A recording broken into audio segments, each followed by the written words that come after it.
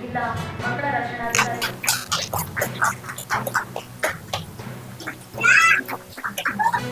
ಹೆಣ್ಣು ಮಕ್ಕಳ ದಿನಕ್ಕೆ ಸರಿಯಾದ ಅರ್ಥ ನೀಡೋಣ ಎನ್ನುವ ಸಂದೇಶವನ್ನು ಮಾಡ್ತಾರೆ. ಕೆಲವೊಂದು ಕಡೆ ಮತ್ತೆ ಮಾದಕ ವಸ್ತುಗಳ ಸಾಗಾಣಿಕೆ ಅದನ್ನ ತಡೆಗಟ್ಟಕ್ಕೆ ಎಸ್ಪೆಷಲಿ ಮಹಿಳೆಯರು ಅಂದ್ರೆ ಅಥವಾ ಒಂದು ಕೃತ್ಯ ಇಲ್ಲ, ಅದು ಒಂದು ಪ್ರಕ್ರಿಯೆ. ಸೊ ಏನ್ ಮಾಡ್ಬೇಕು ಅಲ್ಲಿ ಹೆಂಗಸರು ಅವ್ರ ಊರಿಗೆ ಒಬ್ಬ ಹೆಂಗಸರು ಹೋಗಿದ್ದಾಳೆ. ಹೆಂಗಸರು ಹೋಗಿ ಅವಳು ಬಂದು ಈ ತುಪ್ಪ ಇರ್ಬೇಕಾದ್ರೆ ಯಾವ ರೀತಿನಲ್ಲಿ ಮಾಡ್ತಾರೆ. ಸೊ ಒಂದು 2 ವರ್ಷ ಹಿಂದೆ ನಾನು ಮತ್ತೆ ನಮ್ಮ ಕೊಲೀಗ್ ಜಾನಂತಿ ಅಂತ ಇದ್ದೀವಿ. ಸೊ ನಾವು ಒಂದು ಬಿಹಾರ ಸಂಸ್ಥೆನಲ್ಲಿ ಕೆಲಸ ಮಾಡ್ತೀವಿ.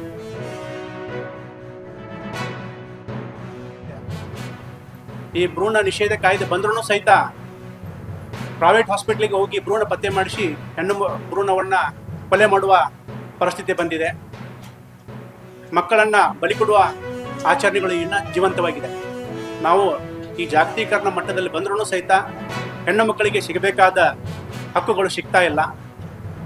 ಸಂಸತ್ತಿನಲ್ಲಿ 33% ರಿಸರ್ವೇಷನ್ ಕೊಟ್ಟಿದ್ದಾರೆ, ಪಂಚಾಯಿತಿಯಲ್ಲಿ ಕೊಟ್ಟಿದ್ದಾರೆ. ಆದರೆ ಪಂಚಾಯಿತಿಯಲ್ಲಿ ಹೆಣ್ಣು ಮಕ್ಕಳಿಗೆ ಇನ್ನೂ ಸಹಿತ ಸ್ವಾತಂತ್ರ್ಯ ಸಿಕ್ಕಿಲ್ಲ.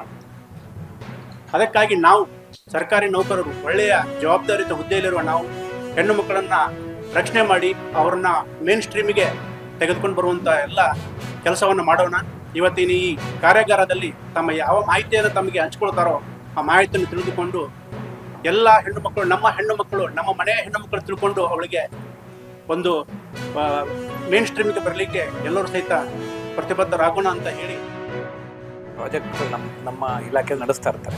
ಆ ಸಂಘ ಸಂಸ್ಥೆಗಳು ಪ್ರತಿನಿಧಿಗಳು ಇರ್ತಾರೆ, ಕೌನ್ಸಿಲರ್ಸು ಇವರೆಲ್ಲ ಇರ್ತಾರೆ. ಯಾಕಂದರೆ ಇವರು ಸಾಕಷ್ಟು ಜನಗಳನ್ನ ಭೇಟಿ ಮಾಡ್ತಾರೆ.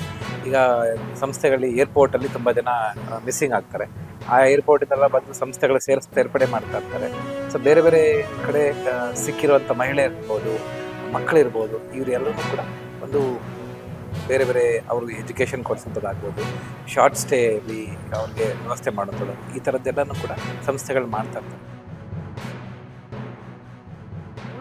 ಬೆಳೆಸಬೇಕು ಅಂದ್ರೆ ಬೇಟಿ ಬಚಾವೋ ಬೇಟಿ ಪಡಾವೋ ಈ ಒಂದು ಯೋಜನೆಯ ಮುಖ್ಯ ಉದ್ದೇಶ ಆಗಿರುತ್ತೆ. ಜೊತೆಗೆ ನಮ್ಮ ಇಲಾಖೆಯಿಂದ ಭಾಗ್ಯಲಕ್ಷ್ಮಿ ಇರಬಹುದು, ಹಾಗೆ ಇತ್ತೀಚೆಗೆ ನಾವು ಪ್ರಧಾನಮಂತ್ರಿ ಮಾತೃವಂದನ ಇದರಲ್ಲೂ ಸಹ ಹೆಣ್ಣು ಮಕ್ಕಳಿಗೆ ಆದ್ಯತೆ ಕೊಟ್ಟು ಆ ಒಂದು ಯೋಜನೆಯನ್ನು ಮುಂದುವರಿಸ್ತಾ ಇದ್ದೀವಿ.